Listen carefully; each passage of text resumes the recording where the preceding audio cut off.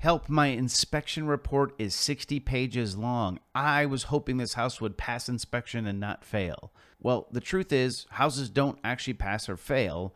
They get an inspection report telling you everything that you're going to want to know about it so that you can be fully informed. Remember, this is a buyer beware type of a situation. You want to know what you're getting into, and the inspection is how you're going to do that. Hi, I'm Jason Wilson with Ursula & Associates. We specialize in helping buyers navigate through their inspection reports so that they can be fully informed of what it is that they're buying. Today, we're going to get into it, and we're going to look at a sample that I was able to find online that I believe is fictitious. It was posted online as a sample, but kind of walk you through it. Some of these and most of these with good inspectors, the reports are 60 plus pages, and that freaks people out. Let's go ahead and get into this.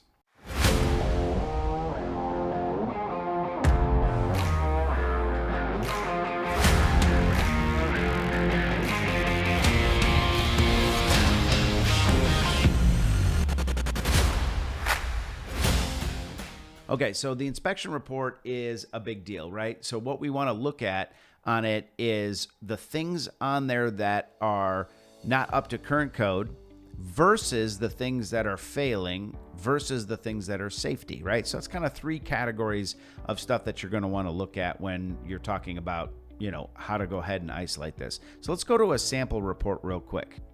Okay, so this is a company I've never used. I simply Googled them, and they had what was called sample report, and so I clicked on it. So this is something they put out there in public, nothing that doesn't seem to belong to me, and it's 123 Anywhere Street in Statesboro, Georgia.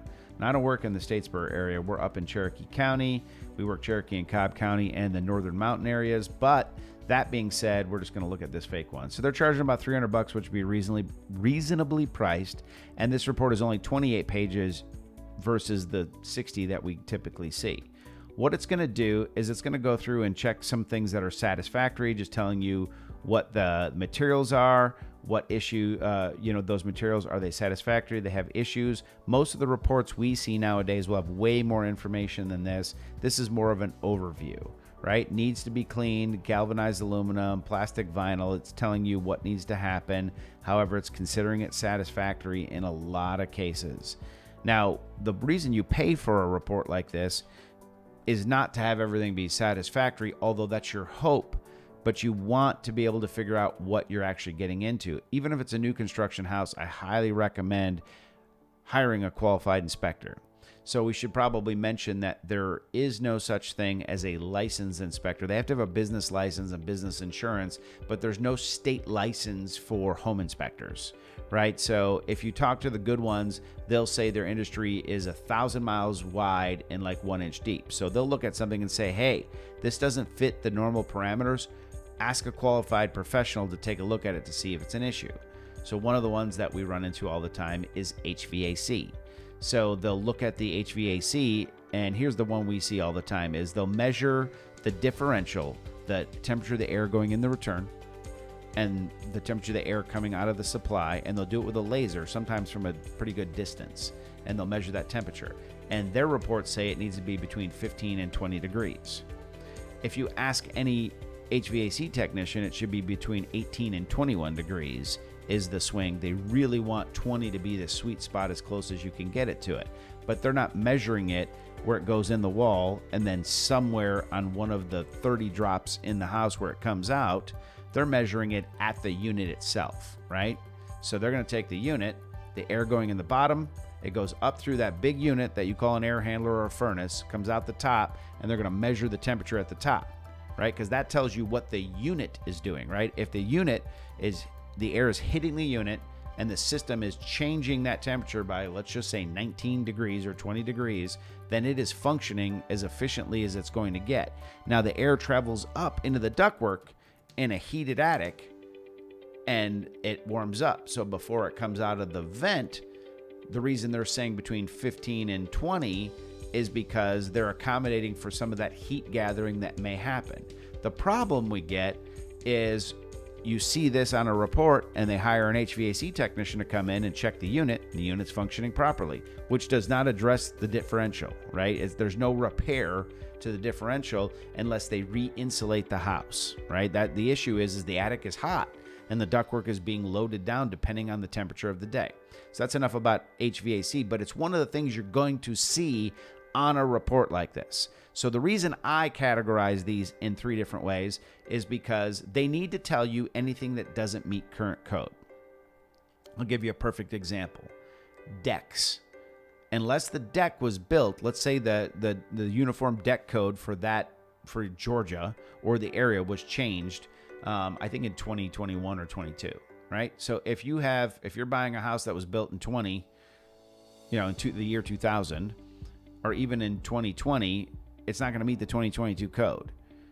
Now, as a consumer, there shouldn't be an expectation that everything is brought up to the most current code, because that's not always possible. For example, in some cases, that would mean if it were a much older house, they'd have to tear the whole thing down and rebuild it. What it does mean is you need to know what doesn't meet code. So if you ever did a full renovation of that property, you might be required to bring it up to code. Best example of that is kitchens. If you found an older house that prior to them changing the code where GFCIs were required around the kitchen counter area, and it would have to have been pretty old for it not to be required, but you rip out that kitchen and put a brand new kitchen in, you're required to bring that up to code. Now, everybody doesn't. That's something you want to see, and you go, okay, I have a brand new kitchen in a house that was built in the 1950s, and there's no GFCIs near the kitchen counter. Well, one person might say, well, it's a 1950s house, it wasn't required. True, but we redid the kitchen, so therefore it should have been upgraded, right? So that's the difference. Was the kitchen redone? And this is what the report is designed to do, is to tell you, hey, was this, and here's always my question for the inspector, was it built to proper code for the time it was built? Question 2, is any portion of that failing at this point? Is it not working? Is an outlet out? Do you get a short to ground? Is there anything we can tell? And I'll go back to the deck example. So for the decks, the way that they did them is they didn't use joist hangers. So joist hangers slide over the joist itself and attach it to the deck itself. So there's this metal thing that's there with screws in it that's holding the joist in place. Back many years ago, what they would do is they would put a wood piece across there, and they would screw or nail it in the joist in, and it would sit on that piece of wood. So you'd have something that looked like this all the way across, boom, boom, boom, boom, on a piece of wood. Well, when we look at that might have been built to code. But now I'm asking the question, is it pulling away? Can you see light between this plate and this joist? If you can see light between them, okay, that's starting to fail. So now we might need to update this by putting in joist hangers to do it.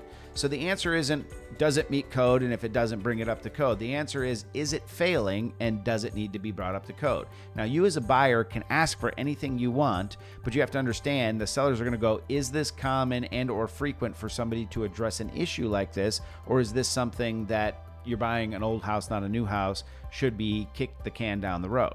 So it's our job to go through those items. And what you're going to get on these reports is you're going to eventually get a summary page where they're going to go through and say, here's the garage and the carport. And again, this is a horrible example, but because of privacy rules, I couldn't put somebody else's inspection report on screen because it's their work product. This is literally a sample. And so what you would do is go through all of these different areas, bedrooms, bathrooms, hall bathrooms, and you keep scrolling, and somewhere towards the bottom, let's say here's the HVAC, satisfactory, it tells you if it's a heat pump, how it was functioning, the year it was built. You can tell this is an older one because that says XB10, so that's a 10 SEER unit, which now the minimum SEER rating is 14, so none of this is all old stuff. When you get down to this one, this is only 28 pages. Here, on most of the reports, what you get is a summary page. So they're going to repeat and they're going to skip all the stuff that was satisfactory. Now they're going to put in all the problem areas that says needs attention, needs repair, needs replacement, and you will get that on older systems that are fully functioning. Again, I'll give you some examples. A water heater that is, let's say, 18 years old. It could be fully functioning. It could be safe. The pressure relief valve could be in good shape, yet they'll say at or near end of life simply because of its age. And they'll tell you to budget for replacement, right? Depending on how bad it is, if it's got rust in the bottom of it that comes out when you turn on the water, maybe it needs a replacement now. Maybe it has a few more years of life. You'll see that with air conditioning units over 15 years. It'll say at or near end of life, even if it was perfectly operational. So the point is for you to be able to get the safety items that need repair, like failing joists on a deck need to be fixed. That's a safety issue. A pressure relief valve on a water heater that's supposed to open if the water gets too hot and the pressure gets too high, if that isn't functioning or it's dripping, it needs to be replaced because it's a safety issue. Whether it was proper or whether there's more life on it are all arguable things, but it's a safety issue that you're going to need on these things. So when you go out and get an inspection, expect a report back between 30 and 60 pages long. Expect a lot of items on there, and then ask the question, was this built to code at the time it was built? If the answer is no and it never was, probably needs to be addressed. If it was, is it currently failing, or does it pose a safety hazard to you and your family? If it does, you're probably going to need to get it addressed. And the third category is anything that is up to code but is just a safety hazard. And that could be open junction boxes for electrical, sediment traps missing in an HVAC unit. If you don't know what any of these things are, don't worry about it. That's why you hire an expert. It is not great to go out and do this on your own. Now, if you've built houses and you know all this stuff, by all means, you can go out without representation and buy, but it is an advantage for your protection to be able to hire a real estate agent. One of the things about our industry is everybody believes the value of a real estate agent is to go, hey, I found the house, here it is, which is a piece of that puzzle. However, with the way technology is, most people are finding stuff because we go and list product and we put it out there so it's able to be searched and found because technology is so smart. The real money value of a real estate agent now is how they protect you in a transaction, how they structure a deal, the outs that they create for you, or if you're a seller, the lack of outs that they create for you, the advice with professional referrals to companies that can repair things without it costing an arm and a leg, but being done correctly. I've had so many of these things be like where structural issues came up and somebody's like, I need to bring in a $20,000 I-beam and have this installed. And we brought out a structural engineer who put together, doesn't do work, put together a scope of work that cost $2,500, hired a licensed contractor with basically a builder's license who said, I don't even think this is going to work. He did the exact scope of work and it fixed a wall. And they were like, oh my gosh, this was perfect. I can't believe it worked. And we went from $20,000 to $2,500 to have stuff fixed. So your realtor should have a group of experts that they can refer to you to make this good. I know this was long. This particular video being about inspection reports, they're scary. Expect them to be scary. You're looking for major items, structural, safety, fire, electrical. Those are the things and the reason that we do it, so that we can address those issues. And if you work with us, we have professionals, multiple different professionals in each one of those fields to be able to get this squared away for you. I hope this was helpful. If you're in the market to buy a property, especially here in 2024, and you're having trouble navigating not only the higher interest rates and want more options, but you want somebody who is skilled and professional to be able to guide you through this process, then please reach out to us. Send us a direct message and we will call you and set up a free, no obligation consultation to help you find your next dream home. Thanks so much. Talk to you soon.